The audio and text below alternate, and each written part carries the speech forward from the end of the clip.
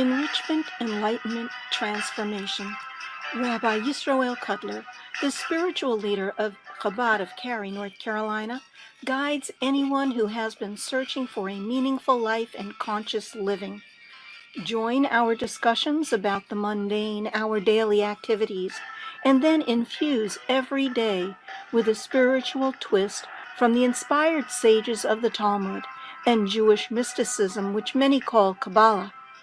We learn from the root source of all religious monotheistic traditions and delve into the symbolism and levels of meaning from biblical stories.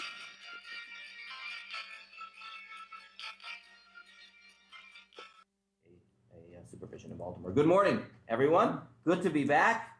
It's good to have our online community back here today. God willing, we will now going to be resuming lunch and learn every single week. This parsha is Parshas Kedoshim, which means holy. It has many, many mitzvot, dozens and dozens of mitzvot in the Torah. We're going to discuss a big one that makes its way to the Ten Commandments. In fact, it's odd that it's in the Ten Commandments. We'll get to that a little bit later. But let me begin by asking you guys, a little bit older than myself, was Mother's Day always as big as it is today? No. In my house it was. It was? It's almost like a crime if you don't put that token Facebook picture of you and your mother, you know? It's you're not a loyal child today. Now, it's really big today. Well, Brian, was it always like that? Yeah? They didn't have Facebook, but I It's a big deal. Flowers, It is. candy, and But right, and it was So, and it's May. a wonderful showing gratitude, appreciation is a wonderful thing. If I were to ask, how It would was you the contrast the typical perspective on appreciation and respect to parents versus Torah's? Or is there a difference? The secular culture we live in today very much appreciates, right, gratitude to parents. That's what Mother's Day is about. I believe they too would acknowledge that it's not supposed to just be one day a year. One day we might raise our awareness to it. How would you contrast, are there any differences between Torah's model of, I'll use the Hebrew, kibud av v'em, honoring mother and father, Torah's model versus that of typical culture, society today? I think in a lot of families, the children are not that respectful of their parents. Certainly, adolescents suffer this, I think that's common. Right. And that would particularly be so in the last couple decades, probably more so than. And children have more freedom. You know, before they always assumed that you were going to be an obligation. Now they don't. I mean, they'll put you in a nursing home before they consider caring for you. Now that, I was gonna say, now that people in general are more affluent, like baby boomers, more affluent than their parents, etc., they want to give more to their kids, which I think the kids are becoming very spoiled and expecting more and not as grateful and respectful as they should be. Well, if anything, the more you give, the more later on you should Receive. have that receipt, Yeah, right? well, But you're saying it doesn't work that I way. don't think so. It doesn't work that way. I Yeah, Hal? really disagree with the. Rabbi, Yes. Debbie in the chat is saying the question: gratitude and respect, respect to parents. How is it contrast to honoring mother and father? And then she adds, kids becoming more spoiled and not as grateful today. Right. And we are going to talk about the difference in those words. In the Ten Commandments, it says the word honor or respect. Kibud, kabed, kavod. What does kavod mean in Hebrew? Honor, kavod. There's another place in Torah where it uses a different terminology. We'll do that in a moment. Both words are in the Torah. Respect and honor, as well as awe and revere, which we'll get to in a moment, which is a little bit. So there is a difference, and I think people always joke about, jokes about Jewish moms, but there was something about the way a Jewish mama was with the love they had and together where it was supposed to work the other way as well. There's an interesting text one. It's not a Torah text. Our first text today comes from a German writer in the 19th century called Franz Kafka in the early 20th century. very influential writer. Now, he grew up in a Jewish home in Germany. The parents wanted to give him a little bit of Jewish tradition, but it was very superficial. Okay, so he grew up very cultured in the German society, and he actually wrote in one of his pieces, he doesn't know what he has in common with Jews. He writes later in life. So he clearly didn't identify very strongly with a Jew. And yet look what he writes. You can read this text to yourself. It's an interesting text that they chose to begin with today in his journal. You know what? Let's read it out loud for the sake of those listening online. Judy, why don't you read it out loud? Franz Kafka, October 24th, 1911. Yesterday it occurred to me that I did not always love my mother as she deserved, and as I could, only because the German language prevented it. The Jewish mother is no Mutter. I guess Mutter, it must be how you say it in German, I guess. It says the Jewish mother is no Mutter. Right. To call her Mutter makes her a little comic, not to herself, because we are in Germany. Right. We give a Jewish woman the name of a German mother, but forget the contradiction that sinks into the emotions so much more heavily. Mutter is particularly German for the Jew. It unconsciously contains, together with the Christian splendor, Christian coldness also. The Jewish woman who is called Mutter therefore becomes not only comic but strange.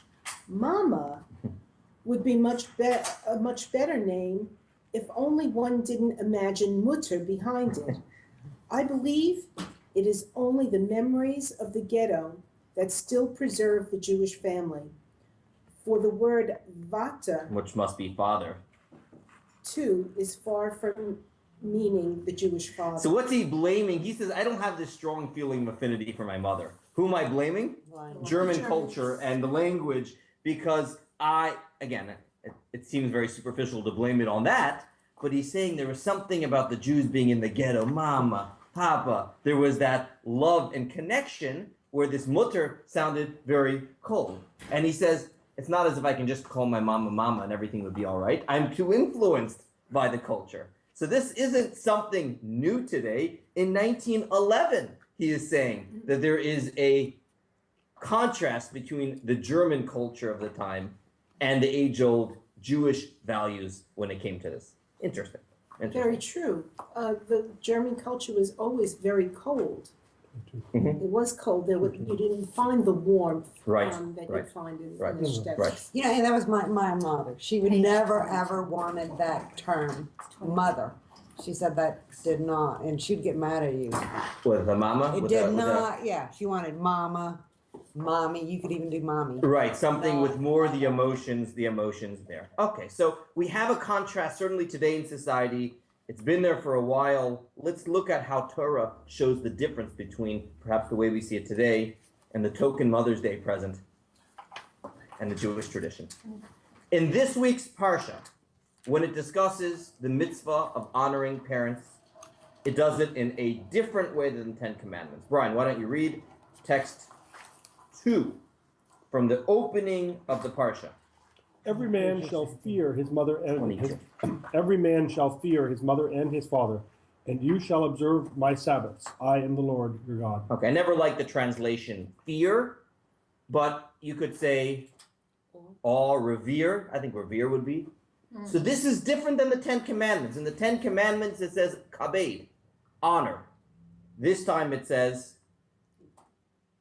awe. I should also note the other differences in the Ten Commandments. Mother, The mother, father, it says father, then mother. Here it's mother, then father. So the Talmud writes that often people have more of the honor for the mother than the father and more of the awe for the father than the mother. So Torah reverses it to show it has to be equal for both. Interesting. Lovely. That's an age-old Talmudic explanation, not a modern-day sort of defensive apologetic one. That's what the Talmud. In any event, awe, reverence, and this past Sunday for Hebrew school, I was actually going through with my older kids some of the Code of Jewish Law's definition of what it means to revere, and it sounded very foreign to them. The honor and the respect piece they understood. But look what it says about the definition of mora. It's not just an emotion, but it's actually described in halakha. What does it mean to have awe for your parents? So, you want to read text 3, page 23, 23. from the Code of Jewish Law. 93. Just read the first 93. paragraph here, page. I'm sorry. Now, let me give an introduction and say that it also goes on to explain that the parents have the right to forego on any of these if they so desire, but that should be explicitly said. With that in mind, why don't you read this? And then we'll take questions. The obligation? The obligation to reverse implies that one may not stand in a place designated for one's parent to stand, while his elder peers or in his designated spot for prayer. One may not sit in a place designated for one's parent to sit. One may not contradict a parent nor express a view in an instance where others disagree with a parent's opinion, even if he concurs with his parent's view. One may not call their parent by name, whether alive or after death. Rather, they should address them as their esteemed parent. Hold it there for a moment. So when it comes to the place, I don't know how common it is today in families to have a set place at the dinner table for mom or dad. We do it. We do. Okay, but if there is, children should not sit there, not only during dinner time, but always. Ever, yeah. Again, this sounds, but if parents don't mind, they forego, it's not always my place, that's okay. But the halacha still is when it comes to not sitting in the place. The other one is an important one, the contradict one. And this is what I was talking to my kids about the most yesterday. Even in an instance where the parents make a mistake and they say, hey, your dentist appointment is tomorrow. And you know it's not tomorrow, you know it is next Tuesday, you know. It continues. How do you do it? Is it possible I remember it being next Tuesday? You ask. You don't say, no, it's next. There's not that direct contradiction. There is posing a question. Is it possible? I thought I remembered this. And then, what? And then it even says you don't even give an opinion. You don't even say, oh, I agree with that. Why? You agree with that? What? Sometimes you don't agree with that? The notion of I agree seems to suggest an equal level. And at the root of all of these laws is that there is meant to be somewhat of a gulf between child and parent. Not to say that they can't be friends, and especially in today's society, we have a lot. That's fine, but there still needs to be parent-child. And I think that is a little bit foreign today. It's lost today because I grew up with that kind of reverence. You never contradicted your parent, and certainly not in public. Right. Right. Right. So there's this higher class royalty, it sounds like, the same way you wouldn't think of walking into the Oval Office and sitting in the president's chair. There was that respect for the royalty in the family of mom and dad. And no Kids are one like, sat in huh? No one sat in dad's chair. Correct. Ever. Correct. Now, some of this is the formalities in general in society are less so today. Even the notion of having a special chair is less common. We're less formal, I think, than, which is fine. But the contradict one, that's supposed to be observed today as well. Hey, don't get me wrong. We struggle with this with our kids. Society affects all of us. All of us. Questions, comments? Look, we don't Yeah. even sit over there And on Tuesday. it should be more so. Okay. Yes, Dad. Well, I think it shows respect more than anything that, and also they're going to come back and take that chair. It's kind of like your brother. You never sit in his chair either. You know what happens there. And it continues very strongly, which is difficult to relate to, that even if the child is in this fancy occasion and all dressed up, and the parent humiliates the child in public, the Talmud writes in the Code of Jewish Law, hold it. Hold the silence, which is But today, today, we can't imagine that. today you would be arrested. for abuse. Okay. But the child should not respond. Rather, they should remain silent in the reverence of the King of Kings who commanded them. So, which is interesting. That wording seems to suggest, is this moral law or religious law? That has to be religious. Right? You see? Not as if the parents are right in doing what they did. The parents are wrong for doing what they did. That being so, God commanded a certain respect when it comes to that. Yeah. Well, I look at it that because of the honor of the father and mother's on the left side, that it's really the honor We're of them gonna get as there. vessels of God. So you Yeah. wouldn't, if God gives you a bad hand, you don't that's yell good. and scream at him. So Yeah. same thing, you show the respect for God. No, by you- showing respect for Almost you people- might. So that's what we're getting at here. There's almost God-like to a certain extent. What is interesting though, and maybe we'll get this a little bit later, is the Torah talks about the way we have to act towards our parents. What the Torah is not discussing so much is what? Love. In that the Torah is acknowledging that that could be difficult. It could be very, very difficult. To love your parent. There, Yeah. every Abusive situation is parents. different. And I want to hold the abusive parent to afterwards. That's its own category as well. I was having points at But it makes But sense. I want to. But the notion of, you know what, emotions will fluctuate. Emotions will. Torah can't command us on the emotions. What Torah can say is, notwithstanding the emotions you feel, do this. And we're going to talk a little bit later about why that is so. About why that tells is you to so. love God. So Oh, it does. loving God it does, but not the parents. And at the end, Love I'll your neighbor. correct. You So know, we'll get there in a moment. Let's go a little further now, and talk about the place it occupies in the Ten Commandments. Text 4 is from the Ten Commandments. Hal. Honor your father and your mother in order that your days be lengthened on the land that the Lord your God is giving you.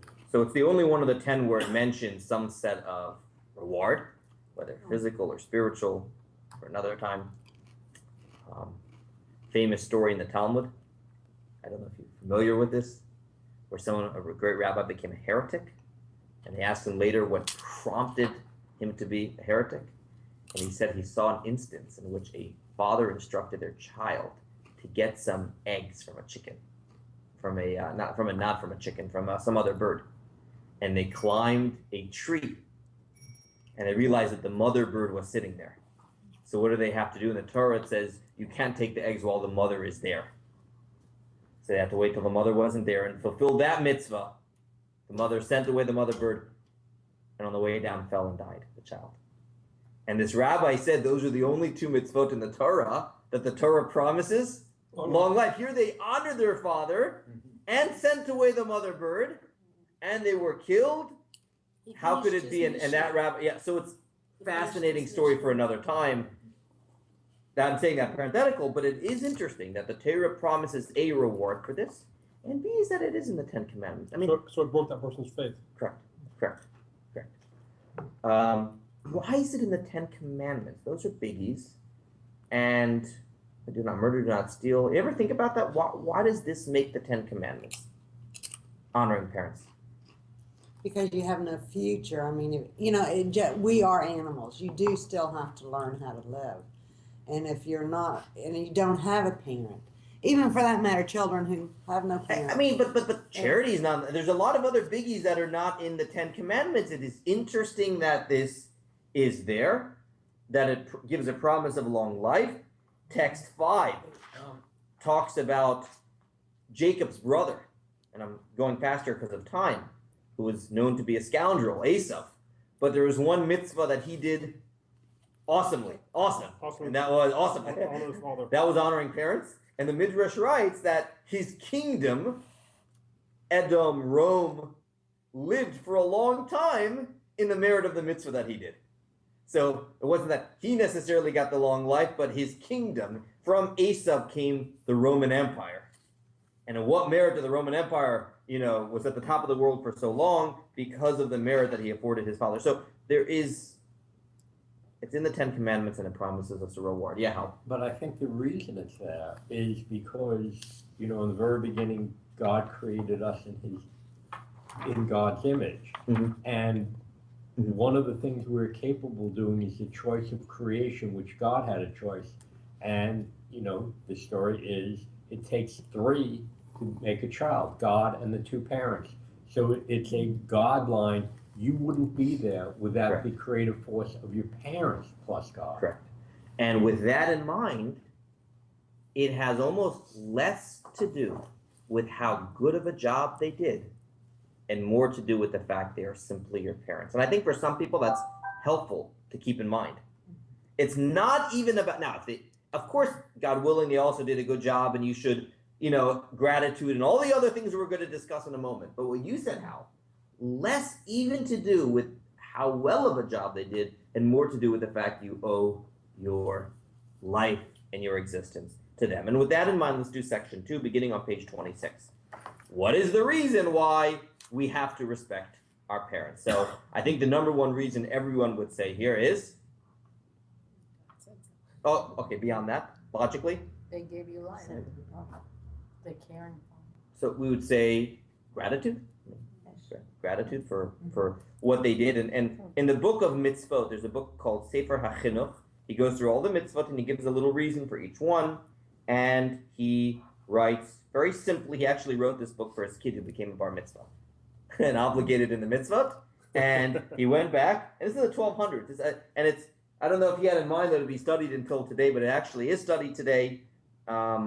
They write, Rabbi Aaron Halevi of Barcelona. The truth is we don't know for sure who was the author of this book. Let's see if it, look at the side note.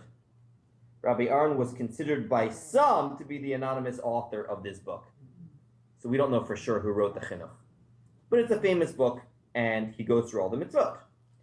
So whoever the author of the Chinuch was, he writes in text 6, what is the reason for this mitzvah? And among the foundations of the mitzvah of honoring parents, it is proper to acknowledge and repay the kindness that one has received, and not to be an uncouth ingrate. For ungratefulness is a dreadful character flaw that is anathema before God and man.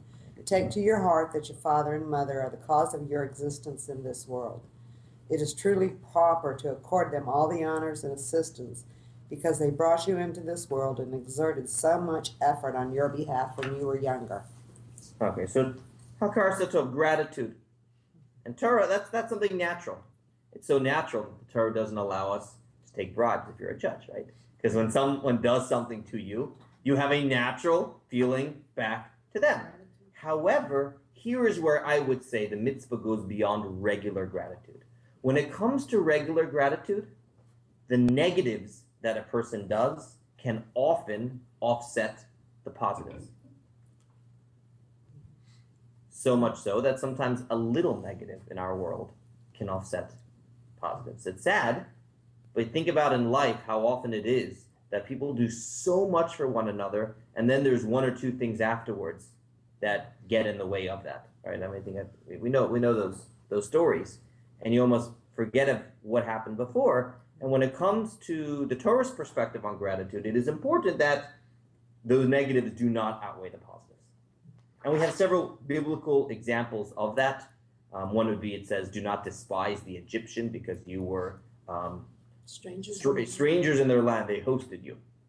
Hosted you. That's what you call a host. For a while. For a while, okay. But that's the point. For a while they were. And it would be easy to dismiss all Egyptians as being a bunch of crooks because they enslaved us. And the Torah says, don't do that. Although that was, to be fair, that was not a small negative. Right, that was a big one. That was a fairly large That was a negative. fairly large one. That is true. And even so, the Torah tells us that. And we have other examples. It's going to give an example in text 7 that there was a battle that the Jewish people had between themselves and the country of Midian.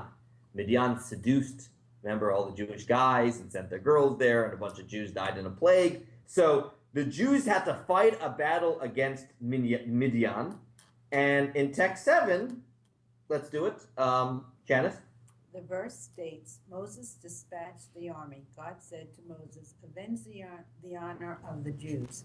This was an instruction directed to Moses himself, and he sends others to discharge The duty question. How come Moses himself didn't get involved in the battle and he just dispatched others? So the Medrash answers, Keep on reading. Because he was raised in Midian, Moses reasoned, "It is not proper for me to torment those who were gracious to me.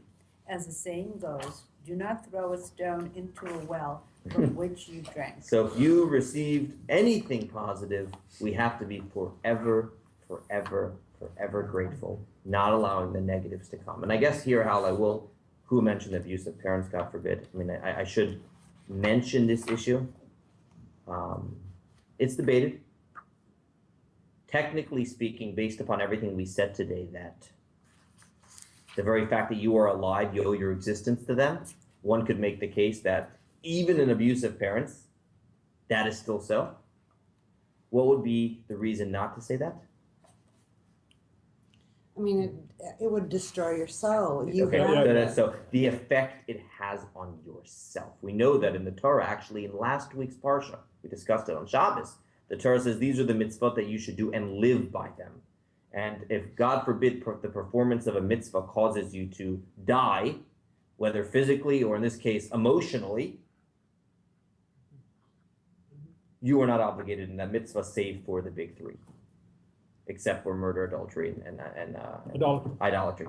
So therefore, in the event where there was a abusive relationship, where any sort of interaction with that individual will torment your soul, will schlep you lower, and it brings out the worst in you, not the best in you, or not even the middle in you, those would be times, and with discussion with mentor, this is a sensitive issue that I don't want to simplify, but those would be the times, even in halachic discussions and ethical discussions, where we talk, there might be times, sadly, where just going ways is what,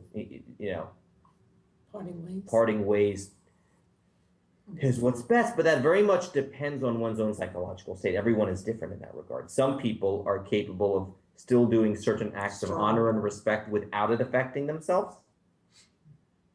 Other people, understandably, cannot. Yes?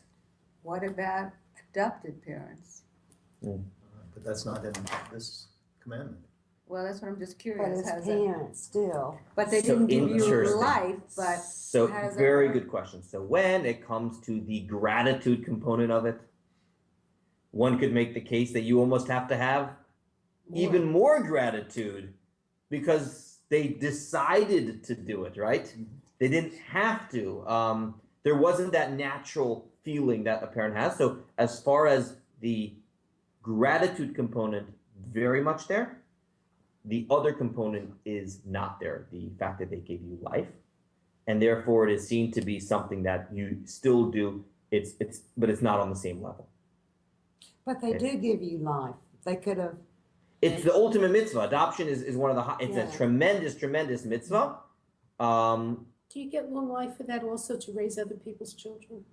I don't want to play God here, so it's a tremendous mitzvah. So No, I didn't know if it was written Sure, any place right. that raising. it says another it's the person's ultimate child- mitzvah. Yeah. So to answer the question, there is certainly still the concept of honoring adoptive parents.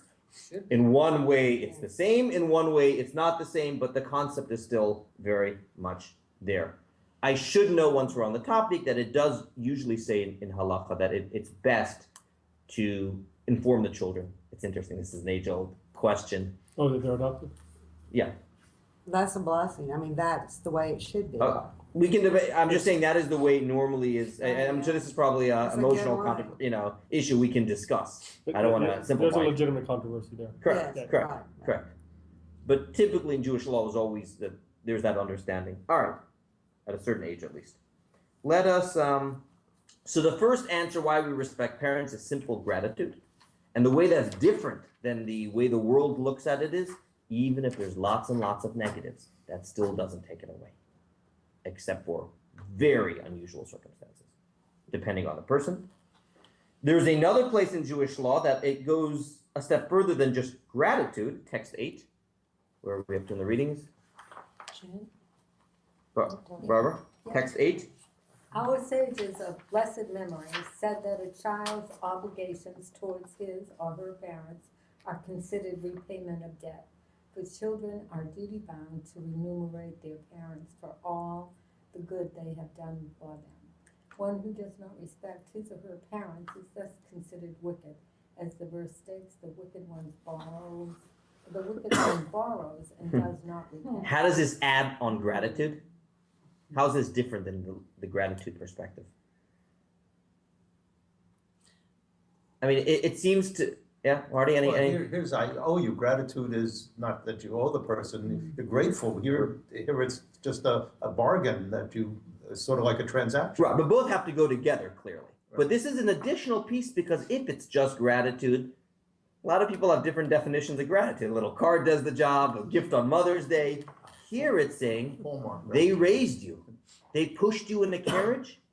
If the day comes and you're going to be pushing them in the wheelchair, You have to you push. see, Oh, so on and so forth. So this helps someone look at it as everything that was done for me, I want to try to do for my parents.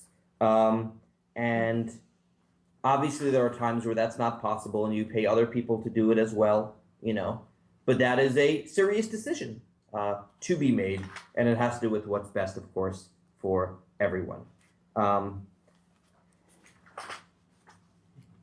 But I think that helps us. That helps someone who is in a difficult situation of caring for a parent, just to give them this mindset.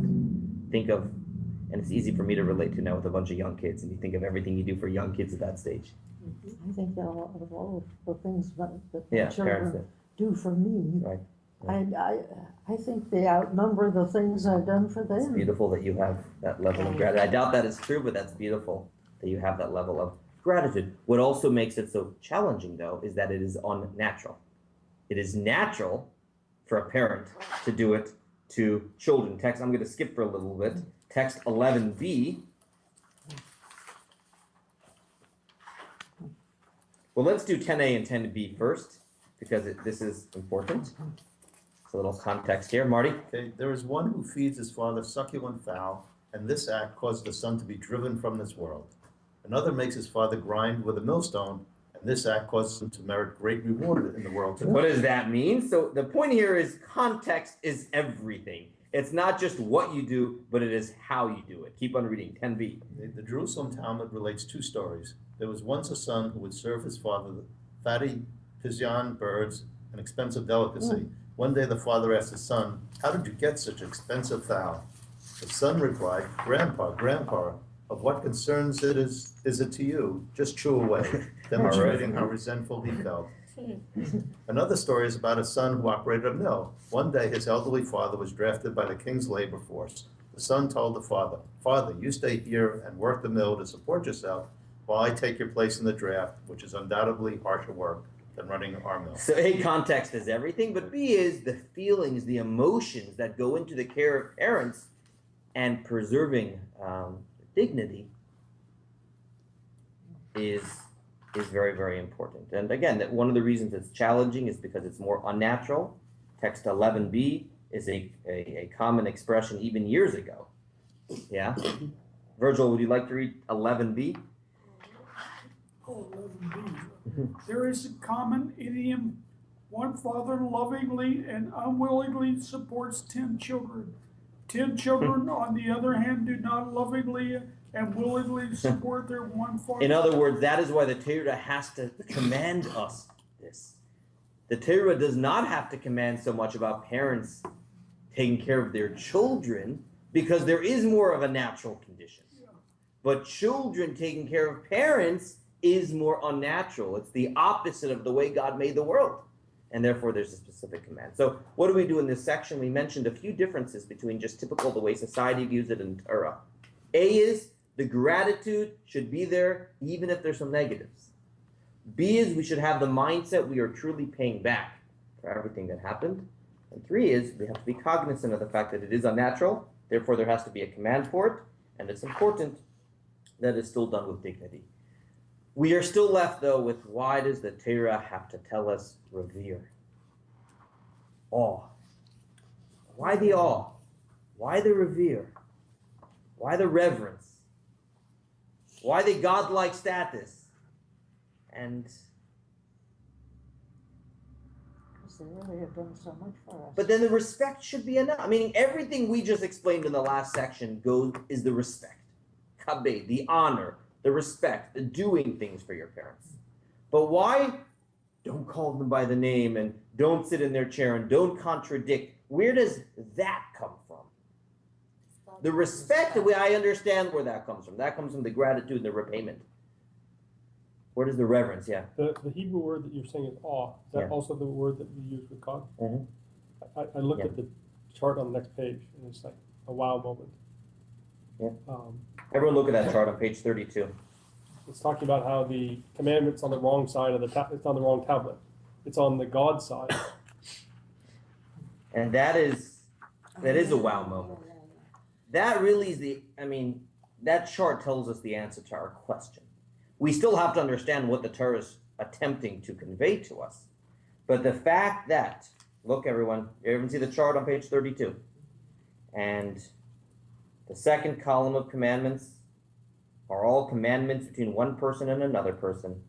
And the first column have to do with our relationship with God. And 5 is the only one that is very much out of place. And it isn't because they want it to be equal. 5 and 5 is more than that. If anything, the font, it would be there's extra room on the second column. You know why? They're a lot shorter. Do not kill, do not steal. The first one is, I'm the God that took you out of Egypt. Each one goes on for much longer. So honor your father and mother is ritual law, religious law. So it's, how? And then looking at it on a Kabbalistic view versus like Peshat, it also can be talking about Shekin and Tefer, that particularly with the awe, you've got to realize the pathway to God, that there is a mother that is nurturing you, but there's also a king, a father, that both loves you, right? But also so we have to have both emotions when it comes to a relationship with God. You probably have heard me say before that when you see these commandments, you can read them horizontally. I've said this numerous times before. How 1 and 6 go together. Because we believe in God, we believe everyone has the image of God inside of them, and therefore, number 6, Don't murder. Do not murder. 1 is the idea, 2 is the way it's implemented in the world. Because we have a relationship, just us and God, no one can intervene. God wants a monogamous relationship. Therefore, 7, do not commit adultery. 3 and 8, 4 and 9 are a little more challenging to make the connection. I won't do that now. But 5 and 10 is a beautiful one. Beautiful one. I think about this often. What is the connection? Between honoring your parents. Everyone see my question? What is the connection between honor your father and mother, do not covet anything that belongs to your fellow? Well, it's also honoring your fellow in some ways by not desiring all of his stuff. Yeah. Anyone? I need a little help to make the connection. Again, this is my thoughts. This is not explained anywhere. I can't say this is Torah from Sinai. My own thoughts. And this is a personal feeling of mine. And that is, what does it mean not to covet? That's the hardest of the 10. The hardest of the 10 commandments is probably not to be jealous because it's an emotion. The other ones are commanding us something. And it's hard. And it takes a real belief that my life is my life. Your life is your life. The fact that you're married to this person or that is your story. I have my story I have to deal with. I don't need to be concerned with that's their portion. That's their story. I have my own mission to play. Well, that's a huge leap to come to in the world, to accept your, takes a lot of faith. But where does that issue really begin? Why was I in this family? Why was I born with this mother and this father? How come I couldn't have born in other circumstances? Had I been born there to them, or whether it's Jewish or not Jewish or all, life would have been so much easier. But it could have been a lot worse. It could have been a lot worse too. Okay, but I'm saying this is where it all begins. And one accepts, God deemed, for whatever the reason, that I should be born to these people. It was meant for me. It's my mission. It's my story. And when one accepts that, then afterwards the number 10 follows as well. So in accepting our mother and father as the partners of God in our creation, we are actually expressing our faith in God with the good and with the challenges. And therefore, it is part of our relationship with God, hence it's in the first column. The chinuch gives a simpler explanation for it. And he writes that when we have gratitude, let's do text 12. When we integrate gratitude into our natures, we will also come to acknowledge and appreciate the goodness of God, who is the cause of our existence, as well as the existence of our parents all the way back to Adam. It is God who caused us to enter this world. It is God who provided our needs at every point in our lives. It is God who established us emotionally and physically. And it is God who gave us an intellectual soul, without which we would be as lacking in intelligence as a horse or mule. We will then properly assess how careful and meticulous we should be in his service. And it continues, when we lack gratitude, it begins with lacking gratitude to other people, and follows from there is lack of gratitude to God. The two go together. There's a biblical source for that. If you remember at the beginning of the Exodus, the slavery actually, it says a new Pharaoh arose that didn't remember Joseph. What, he didn't remember Joseph? He never took Egyptian History 101. Obviously, he chose not to remember. He didn't want to be grateful. And then a few chapters later, Moses comes and says, God instructs me that you're supposed to let the Jews go. Let my people go. What is the answer? I don't know God. Who is God that calls you? I don't know God. So there's I don't know Joseph, and I don't know God. When we are grateful to other people, we'll be grateful of God. When we have the appreciation for our parents, then Hashem follows as well. Interesting that Eve's not mentioned. Yeah, there we go. Oh, and this. Yeah, I saw that. That's interesting. And this, where's this text from? This is from the Chinuch. From the Chinuch. And finally, the last text, going back to Eve, text 15, is what you mentioned earlier, Hal. The Talmud writes there are three partners in the creation of a human: God, the Father, and the Mother. And another reason why it is on the first set of tablets. God is our creator and our parents as well. I heard a beautiful teaching. I wasn't at this speech, but when Shimona spoke here, she was speaking a little bit more about why the Torah commands us to honor physically, but the emotions are not mentioned there. And she says that the parents provide the body. God provides The soul. soul. Very interesting. And therefore, what we are asked to do is these deeds, the body of the mitzvah. But we should never feel shackled by some of the harsh, emotional things with our parents. Because don't worry, you are free of that. God provided your soul directly, which is a nice perspective. So I know these are a lot of different ideas, but I think it does show us how the Torah model of honoring parents is very much related to our honor of God. It's accepting that these were the messengers through which God brought you into the world, and there's a reason for that, even though you can understand it. It doesn't mean it's always going to be easy. Perhaps that is why it is in the Ten Commandments. Torah acknowledges it has its challenges and has to put it as one of the Ten Commandments. But by keeping in mind its importance, we'll live better lives. The question is how to instill in kids today this reverence. Do you have any ideas? Any ideas? The reverence? Well, the reason for it is to establish humility. And what's happened is kids are chutzpahdik in how they're going to react to parents if they're not. Part of that, though, is the mind of the world is going faster and faster, and out with the old and in with the new. And one of the texts we skipped at the way end is part of the respect for parents is also that our tradition was passed down Jewishly from our parents. And even in instances where our parents may not have given us that much, I guess a convert would be a different story, But even in an instance where a parent wouldn't be giving us that much, it was still enough to keep us identified as Jews to then therefore learn more. So there is an appreciation for one step closer to the Exodus story, one step closer to the giving of the Torah, one step closer to the beautiful Jewish history. And as a result of that, there's a respect for tradition and a respect for the past. Yeah. I think in part, societal loss of respect for the parents is also related to society's loss of respect for teachers. Mm. Mhm. You know, we don't give our public school teachers very much respect at all. And I think it's related because the children are seeing the authority, you know, those authority figures aren't given the respect they're due. That's true.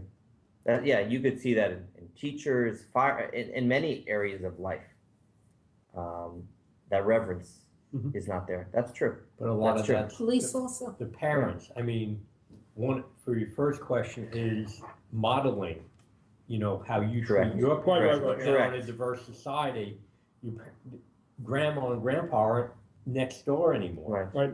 And to yours, think of the issue is when we were growing up, you weren't afraid of getting called to the principal's office. You were afraid the principal was going to call home. Yeah. It had nothing to do with the principal Right. getting home. And now the principal doesn't bother to call because the parent goes, "Oh, it wasn't my little Johnny that started." He's gonna blame the principal. Exactly. Today you blame the principal. I'd like to But interject.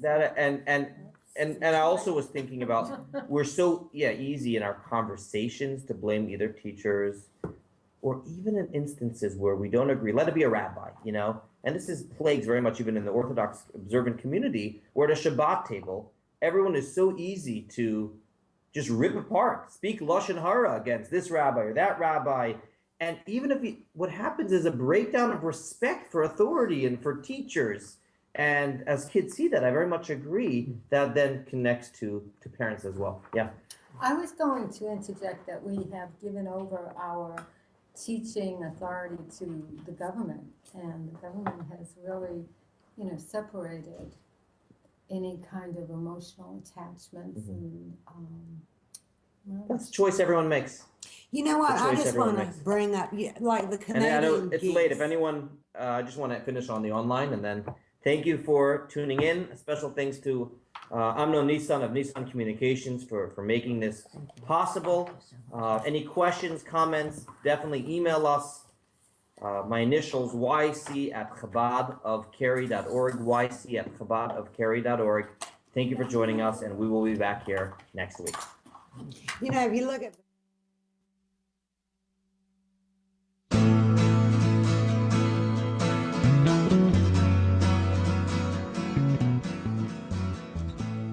You are tuned to the Nissan Communications Network.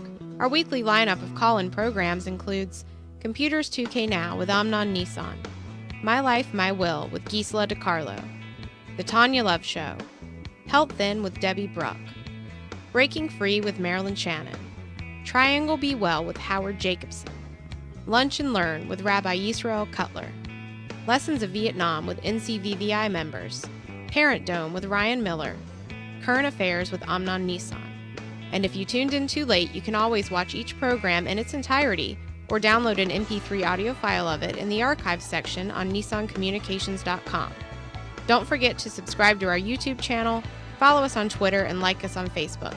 Sponsored by Atomos.com, makers of quality video recorders and converters, CarolinaApparel.com, and DeltaForce.net.